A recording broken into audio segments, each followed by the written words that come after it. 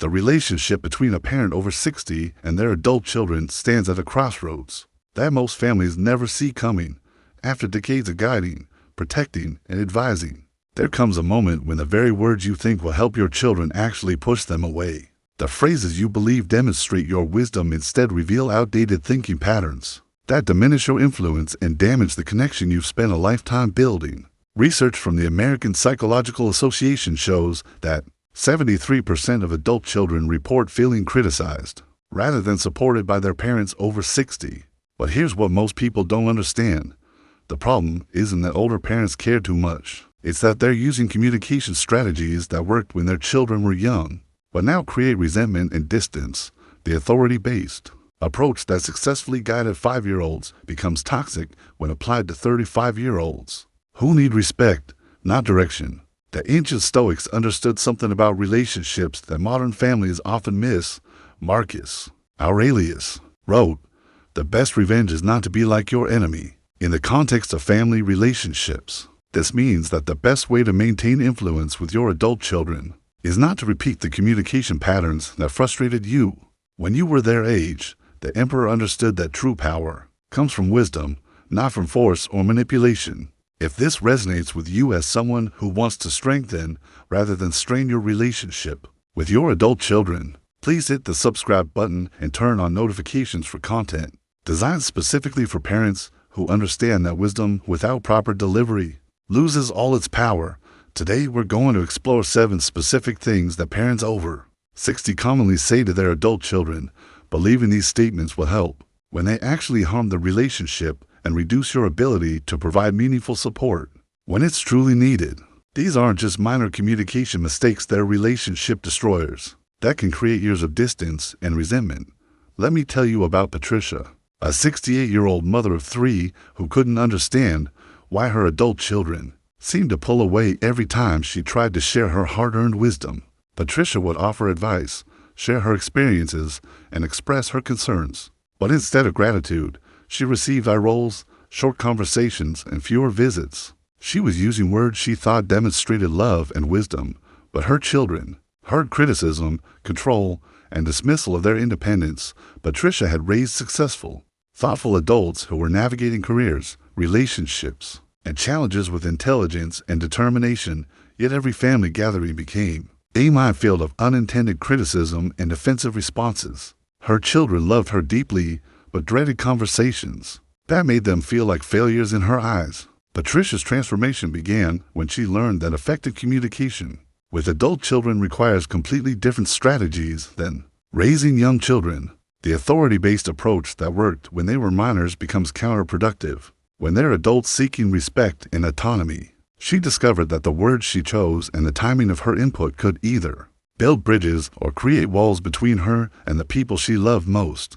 The first thing you should never tell your adult children is any comparison to their siblings, cousins, or friends, especially statements like "your sister would never," or "when I was your age, I already had." These comparisons, which might have motivated young children to improve their behavior, now feel like attacks on their identity and choices as independent adults. What's particularly damaging is that these comparisons suggest that love and approval are conditional upon meeting specific benchmarks or following prescribed timelines. Seneca wrote, "Every new beginning comes from some other beginning's end." Your adult children are creating their own beginnings, following paths that may look nothing like yours or their siblings. When you compare them to others, you're essentially telling them that their unique journey isn't valuable or valid. You're also unknowingly communicating that your love depends on their performance rather than their inherent worth. The psychology behind why comparisons hurt so deeply is rooted in the fundamental human need for acceptance and belonging. When a parent compares their adult child to someone else, it triggers the same feelings of inadequacy and competition that plagued them in childhood. The difference is that now they have the power to remove themselves from situations that make them feel diminished.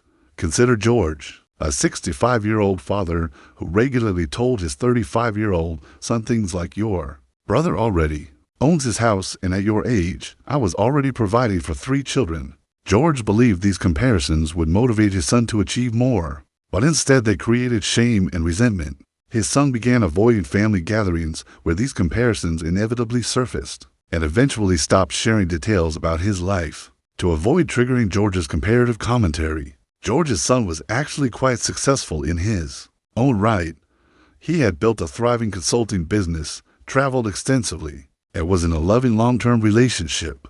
But George couldn't see these achievements because they didn't match his narrow definition of success, the house ownership that George valued was less important to his son than the flexibility and experiences that renting provided.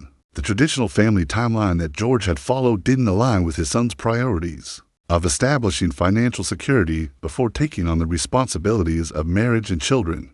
George's breakthrough came when he realized that his son's different timeline didn't represent failure, it represented different priorities and circumstances. When George stopped comparing and started asking genuine questions about his son's goals and challenges, their relationship transformed. His son began seeking his advice because he felt accepted rather than judged.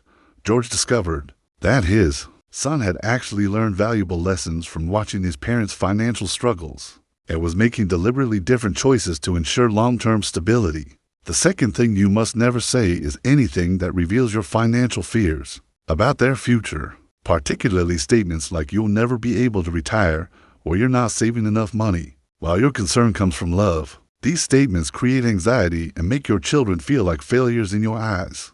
More importantly, they assume that your financial values and strategies are the only valid approaches to building security and wealth.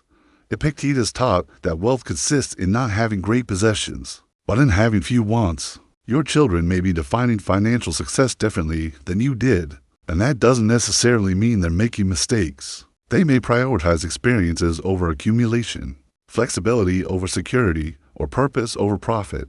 Their financial philosophy may be more sophisticated than yours, adapted to economic realities you never faced. The financial landscape your adult children navigate is fundamentally different from the one you experienced. Traditional pension plans have largely disappeared, requiring them to become investment experts for their retirement planning.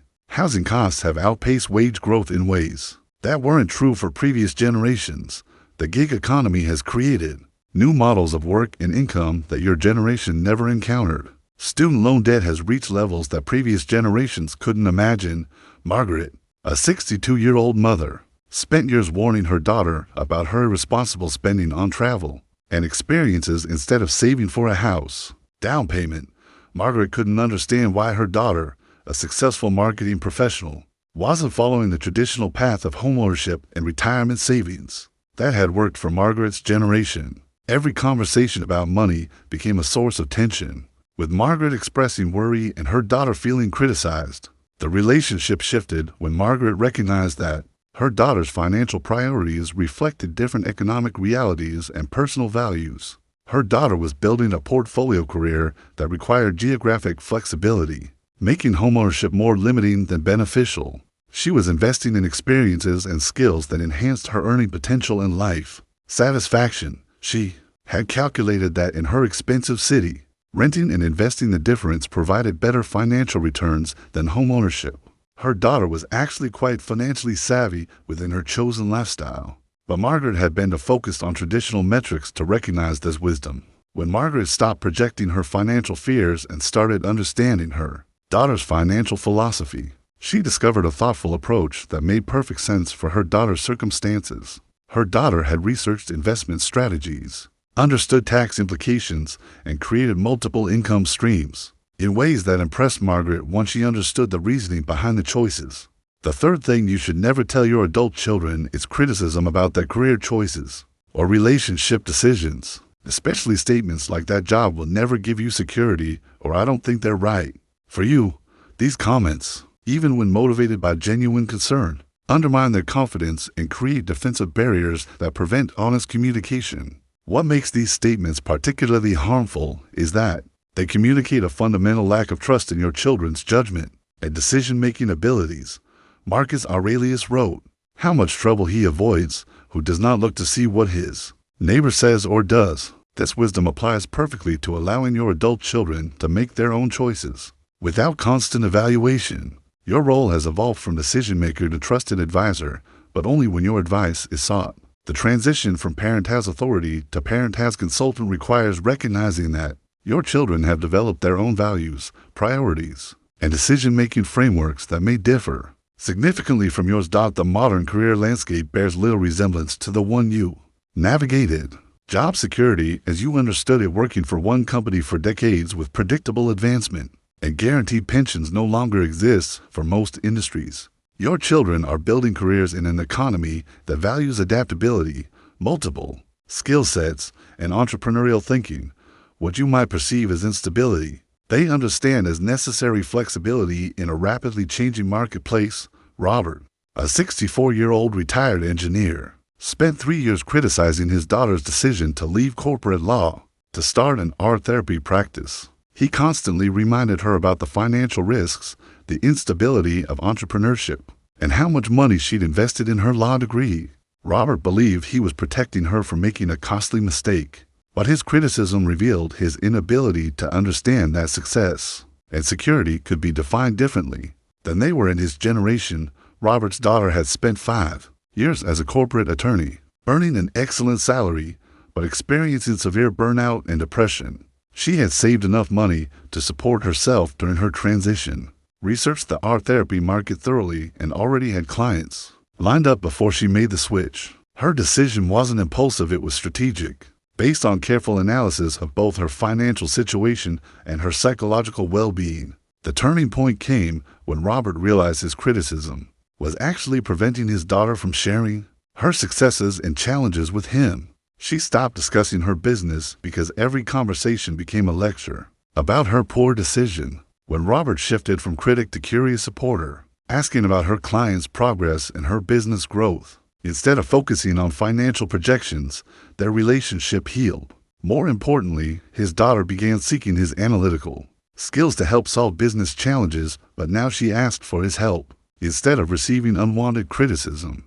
Robert discovered that his daughter's business was actually quite successful. She was earning nearly as much as she had in corporate law while working fewer hours and experiencing significantly better mental health. Her clients were achieving measurable therapeutic progress, and she was building a practice that could provide both financial security and personal fulfillment for decades to come. Robert's narrow definition of career success had prevented him from seeing the wisdom in his daughter's choices. The fourth thing you must never say relates to your own health problems or mortality in ways that burden your children with guilt or fear, particularly statements like, "I probably won't be around to see your grandchildren," or "My health is declining because I worry about you so much." While sharing health information is important, using your mortality as emotional leverage damages relationships and creates anxiety rather than closeness. This manipulation tactic is particularly insidious because it disguises control as vulnerability.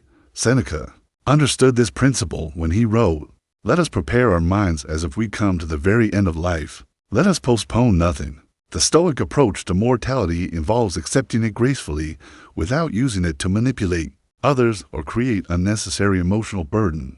When you use your health concerns as tools to influence your children's behavior, you're essentially holding your mortality hostage to get your way. The psychological impact of these guilt-inducing statements is profound and long-lasting. When you tell your children that their choices are affecting your health, you're placing them in an impossible position. They must either change their behavior to accommodate your wishes or live with the guilt of believing they're harming you. Neither option preserves the respect and autonomy that healthy adult relationships require. Dorothy, a 6 to 7-year-old grandmother, had developed a pattern of mentioning her health concerns whenever her adult children made decisions she disagreed with. She would say things like, "This stress isn't good for my heart," or "I won't live long enough to see you settle down." Whenever her children discussed career changes, relationship issues, or lifestyle choices, Dorothy thought she was expressing her love and concern, but she was actually weaponizing her vulnerability to control their behavior. Dorothy's comments created a toxic dynamic where her children felt responsible for her emotional and physical well-being. Her son stopped discussing his divorce proceedings because they upset Dorothy. Her daughter avoided mentioning her decision to delay having children because it triggered Dorothy's comments about time running out. Both children began editing their lives and conversations to protect Dorothy's feelings, which meant Dorothy was actually getting less honesty and intimacy, not more. Dorothy's awakening came when she realized she was weaponizing her mortality to try to control her children's behavior. Her comments weren't bringing them closer, they were creating guilt and resentment. When Dorothy began discussing her health honestly, but without emotional manipulation, and stopped connecting her well-being to their choices, her children became more attentive and caring. They started checking on her health because they wanted to, not because they felt guilty. The transformation in Dorothy's relationships was remarkable. Her children began visiting more frequently, calling more often, and sharing more details about their lives. When Dorothy stopped using her health as a manipulation tool, her children could finally see her health concerns as legitimate medical issues that deserved attention and support rather than emotional blackmail that needed to be resisted. The fifth thing you should never tell your adult children is unsolicited advice about their parenting methods or lifestyle choices, especially statements like "we never had to worry about screen time when you were little" or "you're spoiling those children." These comments suggest that your way was superior and their approach is fundamentally flawed, creating defensiveness instead of dialogue. What makes these statements particularly damaging is that they dismiss decades of research, societal changes, and your children's careful consideration of their unique family circumstances. Epictetus taught that don't explain your philosophy, embody it. Your adult children are developing their own parenting philosophy based on current research, their family's unique needs, and their own values. When you criticize their methods, you're telling them that decades of their thought and research are less valuable than your experience from a different era. You're also implying that their love for their children is somehow inferior to yours, because it expresses itself differently. The challenge for grandparents is recognizing that effective parenting evolves with each generation, adapting to new knowledge, different societal pressures, and changing family structures. The parenting strategies that worked in the 1980s and 1990s were appropriate for that time period, but they may not address the realities that today's parents face. Modern parents are dealing with cyberbullying, social media pressure, different educational philosophies, and safety concerns that previous generations never encountered. Frank, a 66-year-old grandfather, constantly criticized his daughter's parenting decisions. He regularly commented on her children's screen time, her approach to discipline, and her family's dietary choices. Frank believed his experience raising children in the 1980s made him an expert on modern parenting, and he couldn't understand why his daughter became defensive whenever he shared his wisdom. In Frank's view, children should spend more time outdoors, eat whatever was served without complaint, and face consequences that built character rather than receiving explanations that he considered coddling. Frank's criticism created tension that affected the entire family dynamic. His daughter dreaded family gatherings because she knew Frank would comment on her parenting choices. Her children picked up on the tension between their mother and grandfather, which made visits stressful rather than enjoyable. Frank's well-intentioned advice was actually undermining the family harmony he claimed to value. Frank's perspective changed when he realized that effective parenting adapts to the times and circumstances. His daughter was dealing with challenges he never faced: social media platforms that could expose children to inappropriate content, schools with different approaches to learning differences, and a society where both parents often worked full-time, jobs requiring different family management strategies. When Frank started asking questions about her parenting choices instead of criticizing them, he discovered thoughtful reasoning behind decisions that had seemed wrong to him. His daughter explained that screen time limits weren't about being permissive, they were about teaching digital literacy and self-regulation in a world where technology is unavoidable. Her approach to discipline focused on teaching emotional regulation and problem-solving skills rather than simple obedience, because today's children need to think critically and make decisions independently in a complex world. Her dietary choices reflected new understanding about nutrition, food allergies, and the importance of teaching children to listen to their bodies rather than cleaning their plates. Regardless of hunger cues, Frank's curiosity replaced his criticism, and his daughter began actively seeking his perspective on specific challenges, rather than avoiding his input entirely. She valued his experience with different personality types among his children, and asked for his insights about encouraging independence and responsibility. Frank discovered that his wisdom was most appreciated when offered as perspective rather than prescribed as requirements. The sixth thing you must never say involves comparisons between today's world and the good old days, particularly statements like "people weren't so sensitive when I was young, or everything was better when we didn't have all this technology. These comments make your children feel like you disapprove of the world they're navigating and the adaptations they've had to make. More problematically, these statements reveal a fundamental misunderstanding of how social progress works and dismiss the legitimate improvements that have been made in areas like mental health awareness, social justice, and communication technology. Marcus Aurelius wrote, "Adapt yourself to the life you've been given, but love the people with whom you share it." Your adult children are adapting to a world that's fundamentally different from the one you navigated, and their adaptations require skills and resilience you may not fully understand. When you romanticize the past while criticizing the present, you're essentially telling your children that their reality is somehow less valid or more difficult than it should be. The good old days perspective often ignores the significant problems that existed in previous eras while highlighting the challenges of today. It's true that people weren't so sensitive in previous decades, but that often meant that serious issues like mental health, workplace harassment, and social inequality were ignored rather than addressed. The increased awareness and willingness to discuss difficult topics isn't weakness, it's progress toward creating a society where more people can thrive. Helen, a 63-year-old retired teacher, spent years lamenting how different the world had become since her youth. She regularly told her adult children that people used to be more polite, that technology was ruining relationships, and that modern workplace dynamics were too complicated. Helen thought she was offering perspective, but her children heard dismissal of their daily realities and challenges. Her constant comparisons to a supposedly simpler past made her children feel like their struggles weren't legitimate and their adaptations weren't valued. Helen's children were actually demonstrating remarkable resilience and intelligence in navigating a complex world. Her son had developed sophisticated conflict resolution skills in his diverse workplace, learning to communicate effectively with people from different cultural backgrounds and generations. Her daughter had mastered technology tools that allowed her to maintain long-distance relationships, work flexibly, and access information and opportunities that previous generations couldn't imagine. Both children had developed emotional intelligence and communication skills that far exceeded what was typical in Helen's generation. Helen's transformation occurred when she recognized that her children weren't choosing to live in a more complicated world. They were successfully navigating complexity that she had never faced. Instead of criticizing the differences, Helen began asking her children to help her understand modern dynamics. She discovered that what she had perceived as weakness or oversensitivity was actually sophisticated emotional intelligence and conflict resolution skills that her generation rarely developed.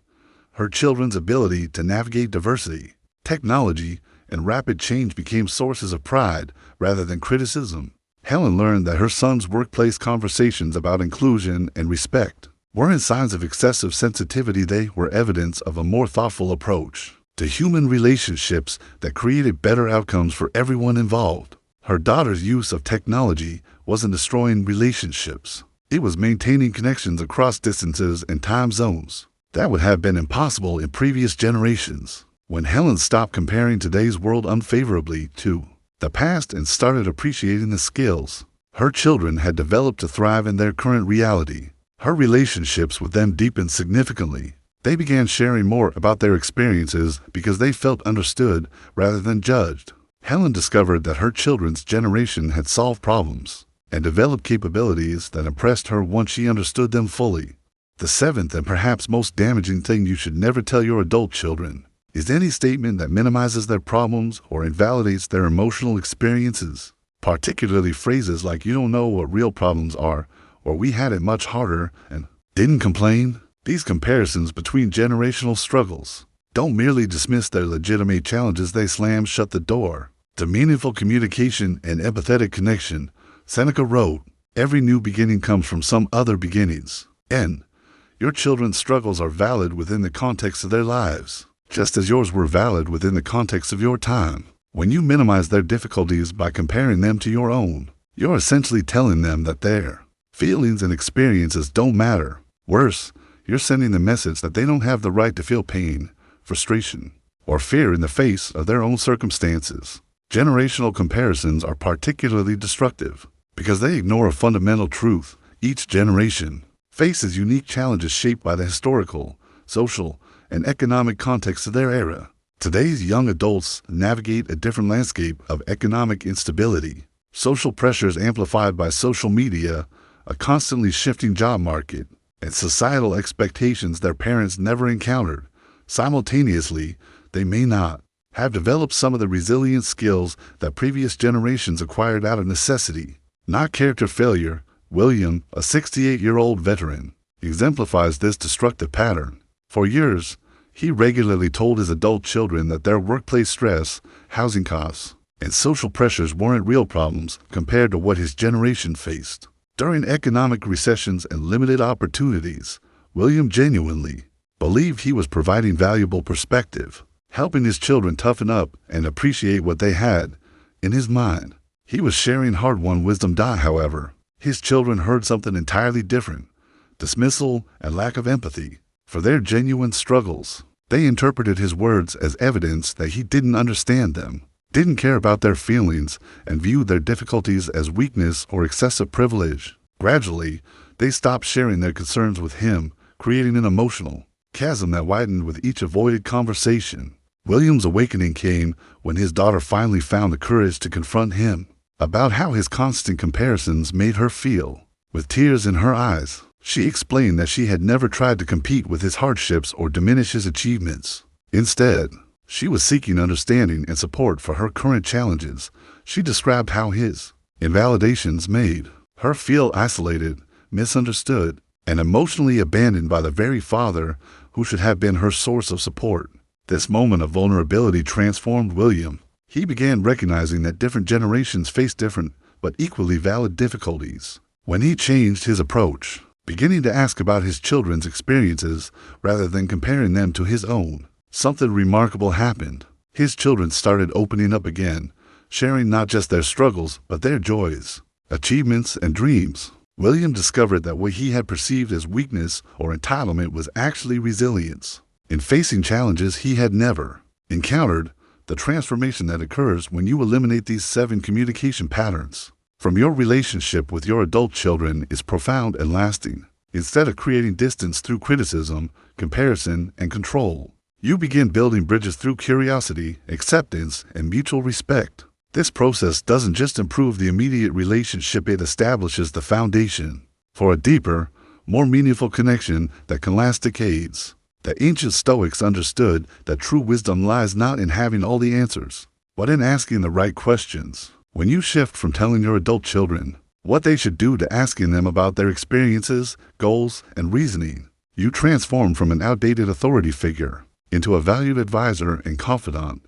This paradigm shift recognizes that your children are capable adults, not children who need constant guidance. Marcus Aurelius spent years learning that influence comes not from position or age, but from the respect you earn through how you treat others. Your adult children will seek your wisdom when they feel heard, understood, and respected, not when they feel judged, criticized, or controlled. This fundamental shift from authoritarian to collaborative relationships opens doors to conversations you never thought possible.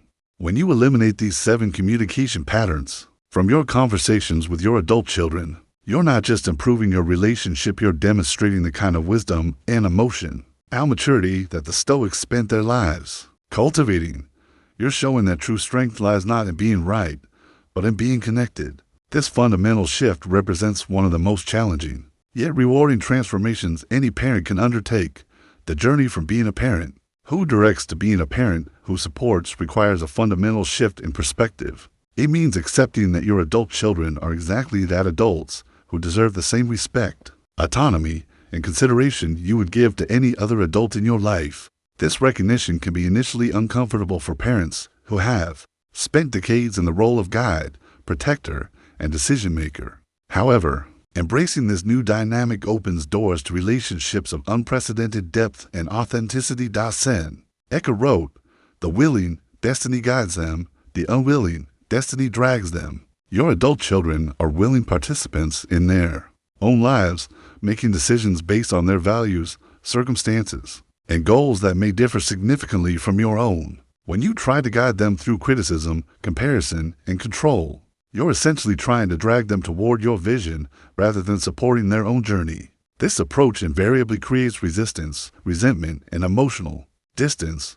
This transformation doesn't mean becoming passive or uninvolved in their lives. Instead, it means evolving your involvement from reactive to responsive, from critical to curious, from prescriptive to supportive.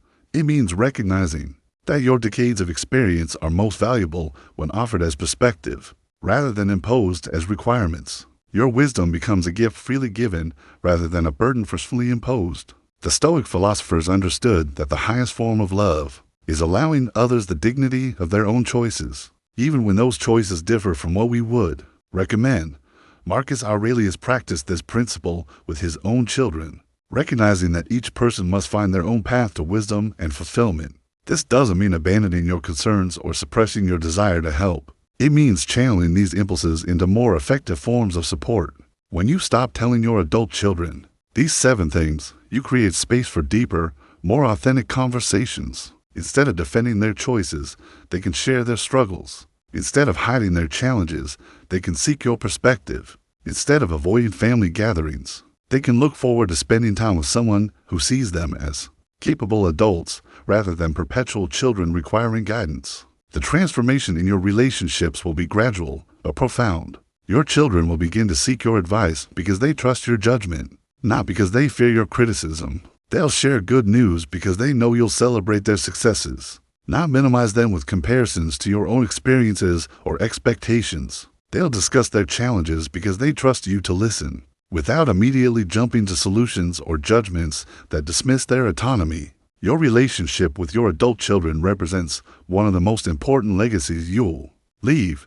The choice is yours. Continue using communication patterns that create distance, or embrace Stoic principles of acceptance, curiosity, and respect that build lasting connection.